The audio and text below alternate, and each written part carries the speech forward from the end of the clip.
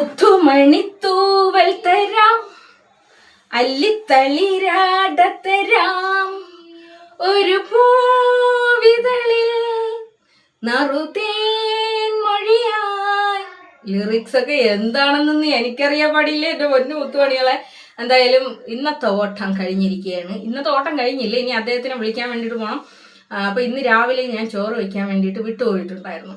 വിട്ടുപോയിട്ടല്ല, ചോറ് രാവിലെ കുട്ടികൾക്ക് പലഹാരം വെച്ചിട്ട് കൊടുത്തു വിട്ട്. അപ്പം പിന്നെ വന്നിട്ട് ചെയ്യാന്നൊക്കെ വിചാരിച്ചുകൊണ്ടിരിക്കുമ്പോഴായിരുന്നു എൻ്റെ ആദൂന് പല്ലിന് നല്ല സുഖമില്ല. അപ്പോൾ പല്ല് പോടാണ്. അപ്പം ഞാൻ വിചാരിച്ചു പോട് കൊണ്ടുപോയി അടയ്ക്കാമെന്നാണ് കരുതിയതെങ്കിലും പക്ഷേ പോട് അത് ഇത്തിരി ആഴത്തിലുള്ള പോടായതുകൊണ്ടും താഴെയാണ്.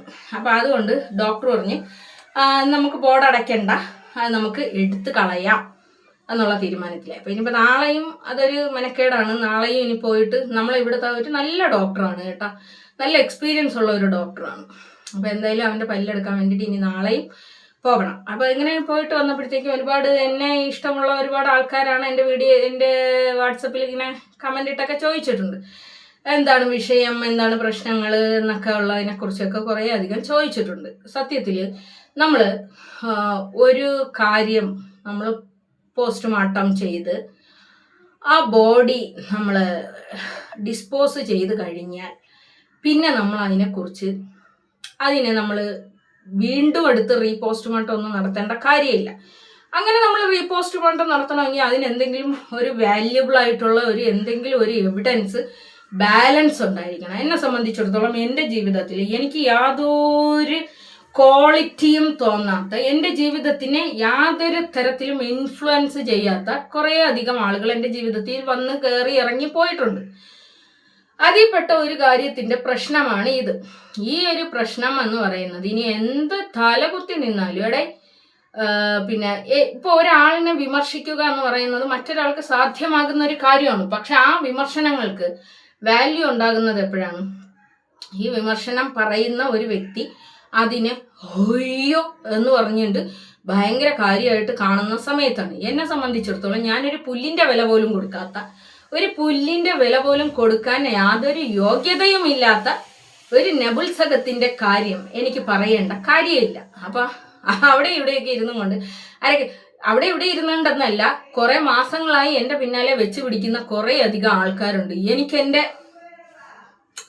ഇതാണ് സംഭവം. എന്നെ അത് യാതൊരു തരത്തിലും ബാധിക്കില്ല എന്ന് മാത്രമല്ല, ഞാൻ ഇവരുടെ അടുത്ത് ഒരുപാട് തവണ പറഞ്ഞിട്ടുമുണ്ട്.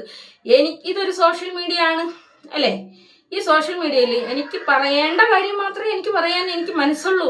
നിങ്ങൾക്ക് തോന്നുന്നുണ്ടോ നിങ്ങളിപ്പോൾ എൻ്റെ വാക്കകത്ത് കമ്പിട്ട് കുത്തിയത് കൊണ്ട് ഞാൻ ഇതിൻ്റെ മറുപടി പറയുമെന്ന് നിങ്ങൾക്ക് തോന്നുന്നുണ്ടോ? ഞാൻ വേണ്ട എന്ന് വെച്ച് ഞാൻ അതിൻ്റെ എക്സ്പ്ലനേഷനൊക്കെ ഞാൻ തന്ന് അതിൻ്റെ റീപോസ്റ്റ്മോർട്ടം നടത്തി അതിൻ്റെ അങ്ങേ അറ്റം വരെ തോണ്ടി പറക്കി ഞാൻ അതിൻ്റെ എക്സ്പ്ലനേഷനുകൾ എൻ്റെ സബ്സ്ക്രൈബേഴ്സിൻ്റെ അടുത്ത് ഞാൻ പറഞ്ഞു കഴിഞ്ഞു. എൻ്റെ ജീവിതത്തിൽ എനിക്ക് യാതൊരു വാല്യൂവും ഇല്ലാത്ത എൻ്റെ വീട്ടിൽ ഞാനൊരു പട്ടിയെ വളർത്തിയാൽ ആ പട്ടിക്ക് പോലും ഞാനൊരു വില കൊടുക്കും. ഞാൻ വളർത്താത്ത പൂച്ചയാണ് എൻ്റെ വീട്ടിൽ എന്നും കയറി വരുന്ന ഒരു പൂച്ച. ഞാൻ വളർത്തുന്ന പൂച്ചയല്ല, പക്ഷെ ആ പൂച്ചയ്ക്ക് പോലും ഞാനൊരു വാല്യൂ കൊടുക്കും. എൻ്റെ വീട്ടിൽ ഈ സ്ഥിരമായി കയറി വരുന്ന എലികളുണ്ട്. ആ എലികൾക്ക് പോലും ഞാനൊരു വാല്യൂ കൊടുക്കും. അതിനെ കൊല്ലാൻ പോലും എനിക്ക് ഇഷ്ടമില്ല. എൻ്റെ അടുത്ത് ഒരുപാട് പേര് പറഞ്ഞിട്ടുണ്ട്, ആ എലീനെ വെക്കാൻ എലിക്കണി വെച്ച് അതിനെ കൊന്നുകളാന്ന് പറയും. ഞാൻ പറയും വേണ്ട, എനിക്കത് ഇഷ്ടമില്ല. അത് എന്തെങ്കിലും ആയിക്കൊണ്ട് പോട്ട്, അത് വരുന്ന വഴികളൊക്കെ ഞാൻ അടയ്ക്കാൻ വേണ്ടിയിട്ട് ശ്രമിക്കുക. എന്നാലും അതിൻ്റെ ഇടയിൽ കൂടിയൊക്കെ വന്നിട്ട് അത് കാണിക്കാനുള്ള കൃത്യം മുഴുവൻ കാണിച്ചിട്ട് പോകും. അപ്പം അതിനൊക്കെ പോലും ഞാനൊരു വാല്യൂ കൊടുക്കും. പക്ഷെ അത്ര പോലും ഒരു വാല്യൂ ഞാൻ കൊടുക്കാത്ത ആളുകളെ കുറിച്ച് ഞാൻ പറയൂല, എനിക്കിഷ്ടമില്ല. ഞാൻ പോസ്റ്റ്മോർട്ടം ചെയ്ത് കഴിഞ്ഞ ഒരു സാധനം, ഞാൻ കുഴിച്ചു മൂടി ഇട്ട സാധനം, ഇനി ആര് വന്നാലും, എന്തിനധികം പറയുന്ന ദൈവം തമ്പുരാൻ വന്നാലും എൻ്റെ കയ്യിൽ നിന്ന് അതിന് നിങ്ങൾക്കൊരു മറുപടി കിട്ടാൻ സാധ്യത ഇല്ല. അതിന് എൻ്റെ ചാനലിലൂടെ പബ്ലിഷ് ചെയ്യാൻ ഞാൻ ഉദ്ദേശിക്കാത്തൊരു കാര്യമാണ്.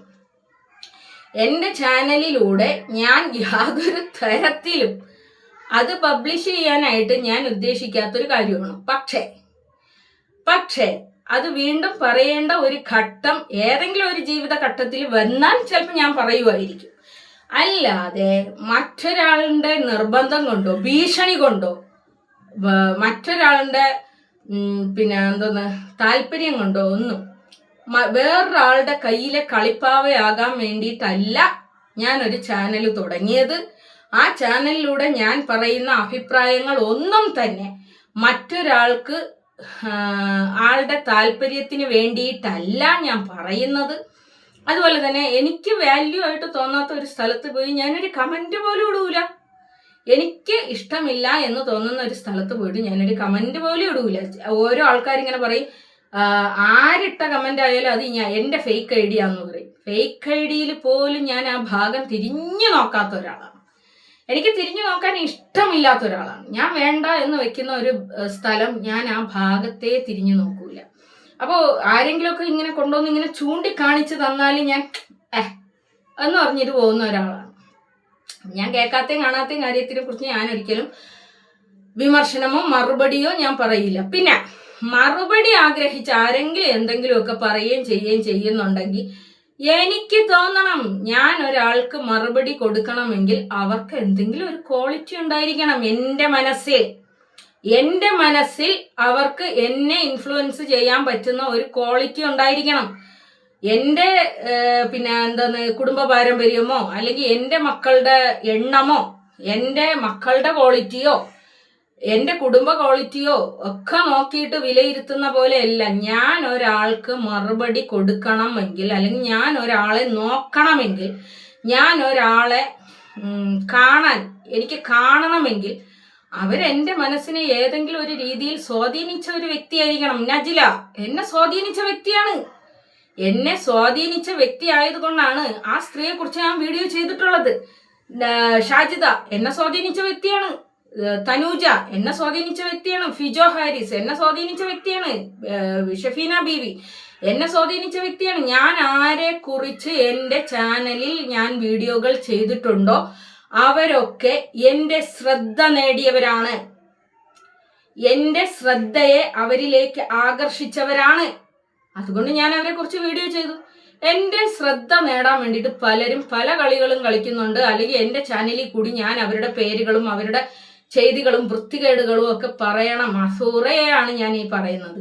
പറയണം എന്ന് നിങ്ങൾ ആഗ്രഹിക്കുന്നുണ്ട് എങ്കിൽ അതൊന്നും നടക്കുന്ന കാര്യമല്ല മുത്തുമണികളെ. എൻ്റെ ജീവിതത്തിൽ ഞാൻ വേണ്ട എന്ന് വെച്ച സാധനം അത് വേണ്ട എന്ന് തന്നെയാണ്. അത് ഞാൻ തിരിഞ്ഞു നോക്കൂല എന്ന് പറഞ്ഞാൽ അത് ഞാൻ തിരിഞ്ഞു നോക്കൂല എന്ന് തന്നെയാണ്. ഇനി ഇവരെ എന്നല്ല, ഇനി കൊടികൂത്തിയ വമ്പന്മാരെ കൊണ്ടുവന്ന് നിങ്ങൾ എൻ്റെ ചാനൽ വഴി സംസാരിപ്പിക്കാൻ വേണ്ടിയിട്ട് ശ്രമിച്ചാലും എന്ന് പറഞ്ഞ് കാർക്കിച്ചു തുപ്പി പോകുന്നല്ലാതെ അത്രയ്ക്കും എനിക്ക് താല്പര്യമില്ലാത്ത ഒരു കേസാണ്. പിന്നെ എന്തെന്ന് നിയമപരമായി നമുക്ക് ചില കാര്യങ്ങൾ നേരിടേണ്ടതായിട്ട് വരും. അത് നേരിടാതെ ഇപ്പൊ എന്ത് ചെയ്യാൻ പറ്റും? പോയി ഒളിച്ചോടി ജീവിക്കാനൊന്നും പറ്റില്ലല്ലോ. എൻ്റെ രാജ്യത്തിലെ നിയമവ്യവസ്ഥയെ എനിക്ക് വിശ്വാസമാണ്. നിയമത്തിന്റെ മുന്നിൽ ഒരു സാധനം വന്നു കഴിഞ്ഞാൽ ഞാനും അവരും ഒക്കെ ഒരു തുല്യ അവകാശികളാണ്. അതുകൊണ്ട് തന്നെ നമുക്ക് പേടിക്കേണ്ടുന്ന കാര്യവും ഇല്ല. മനസ്സിലായില്ലേ? പിന്നെ എൻ്റെ കണ്ണീര് കണ്ടു, എൻ്റെ കണ്ണീര് ആരൊക്കെയോ കാണാൻ ആഗ്രഹിച്ചു. എൻ്റെ കുടുംബത്തിന്റെ കാര്യം പറയുന്ന സ്ഥലത്തൊക്കെയും എൻ്റെ കണ്ണുകൾ നിറഞ്ഞിട്ടുണ്ട്. കാരണം എന്നെ അത്രയേറെ സ്നേഹിക്കുന്ന, എന്നെ അത്രയേറെ വിശ്വസിക്കുന്ന എൻ്റെ കുടുംബത്തിന്റെ മേൽ എനിക്കൊരു ഉത്തരവാദിത്വ ബോധമുണ്ട്. ആ ഉത്തരവാദിത്വ ബോധം എനിക്ക് കൃത്യമായി നിർവഹിക്കാൻ കഴിയില്ലേ എന്നുള്ള ആകുലതയിന്മേൽ എൻ്റെ കണ്ണുകൾ നിറഞ്ഞിട്ടുണ്ട് എങ്കിൽ ഞാൻ സാധാരണ മനുഷ്യനാണ്. അതുകൊണ്ട് എൻ്റെ കണ്ണുകൾ നിറയും. പക്ഷെ അതിൻ്റെയും പരിഹാരം ഞാൻ കണ്ടെത്തിയിട്ടേ പോകും. എൻ്റെ കുടുംബത്തിന് എന്തെങ്കിലും ഒരു പ്രശ്നങ്ങൾ വന്നു കഴിഞ്ഞാൽ അത് ഏത് രീതിയിൽ ഏത് നാണയത്തിൽ തീർക്കണം എന്നുള്ളത് അതെനിക്ക് നല്ല ബോധ്യമുള്ള ഒരു കാര്യമാണ്.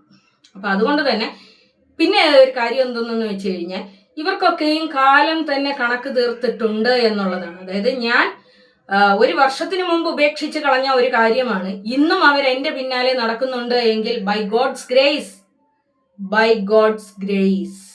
കാരണം അവരുടെ ജീവിതത്തിൽ എനിക്ക് അത്രയും വാല്യൂ ഉണ്ട് എന്നുള്ളതാണ്. ഞാൻ ആ പറഞ്ഞ കാര്യങ്ങൾ അവരെ അത്രയും വേദനിപ്പിച്ചു എന്നുള്ളതാണ്. എനിക്ക് അവരെ യാതൊരു തരത്തിലും എനിക്ക് പുച്ഛം പോലും ഇല്ലാത്ത ഒരു വ്യക്തിയാണ്. അപ്പൊ അവർ ഈ 10 മാസങ്ങളായിട്ടും അവര് എന്റെ പിന്നാലെ വെച്ച് നടക്കുന്നു എങ്കിൽ അതുപോലൊരു ദുരന്തം ഇനി അവർക്ക് ജീവിതത്തിൽ വരാൻ വേണ്ടിയിട്ടില്ല എന്നുള്ളതാണ്. ഇനിയും എത്രയോ കൊല്ലങ്ങളോളം എന്റെ പിന്നാലെ നടക്കേണ്ടി വരും. ഞാൻ എൻ്റെ മക്കളും കുടുംബവും ഒക്കെ ആയിട്ട് സുഖമായിട്ട് ജീവിക്കുക തന്നെ ചെയ്യും. എൻ്റെ കുടുംബവും എൻ്റെ സൗഹൃദങ്ങളും എൻ്റെ ബന്ധങ്ങളും ഒക്കെ ആയിട്ട് ഞാൻ സുഖമായിട്ട് ജീവിക്കുക തന്നെ ചെയ്യും. അപ്പോൾ ഓക്കെ, ബൈ ബൈ.